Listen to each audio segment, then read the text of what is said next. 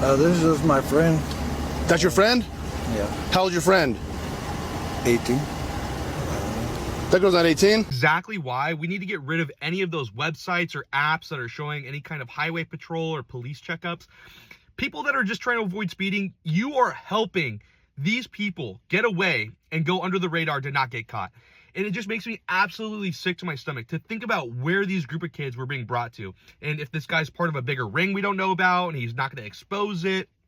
And it just makes me think about this memory I had when I was 16, 17. I was working at an auto glass shop and I was doing a job in West Phoenix, Arizona. If you don't know about West Phoenix, Arizona, look it up. One of the highest places for human trafficking. And we're working at this recycling plant. Perfect place for any kind of human trafficking. You're driving through here and just thinking like, yeah, if you want to make someone disappear, this is the perfect place. They had the most random stuff. They had cows, they had cattle, they had a bunch of junk, they had shipping containers, and then they had their commercial fleet trucks, which is what we went to go work on. And the trucks are like a mile into this plant. You take a left off the main road and you drive a mile down and that's where the trucks are. And so we're working on the trucks, me and this other technician.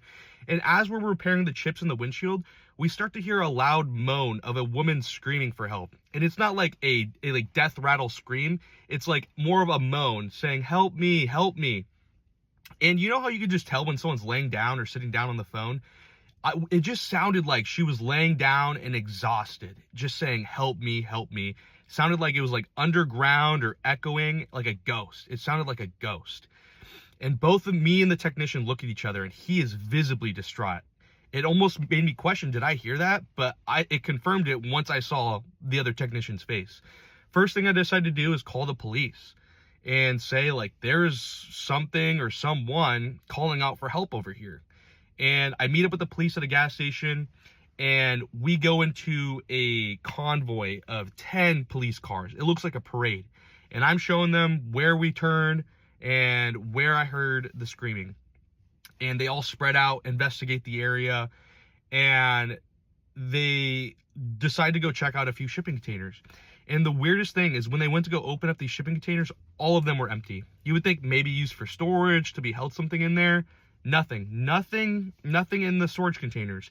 But because the police didn't see any kind of signs of struggle, like benches or chains, they had no reason to continue the investigation and they had to leave. And this cop was explaining to the workers that were there and pointing at the car that I was in and saying that this kid heard these moans or these screams and blah, blah, blah. And I just remember the workers just laughing, looking at my car, shaking their